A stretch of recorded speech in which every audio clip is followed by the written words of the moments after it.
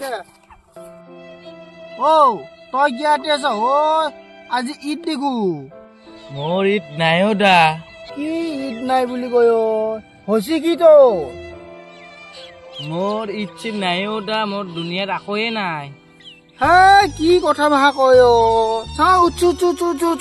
EC চল তোর অবস্থা মই নাযাও যাও দা ঈদ পঢ়বা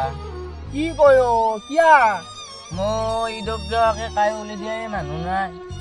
কি মানুহ নাই তো মেৰে নাই নাই অলপ আগতে ঢুকাল কি কথা বল শুনা উঠ উঠ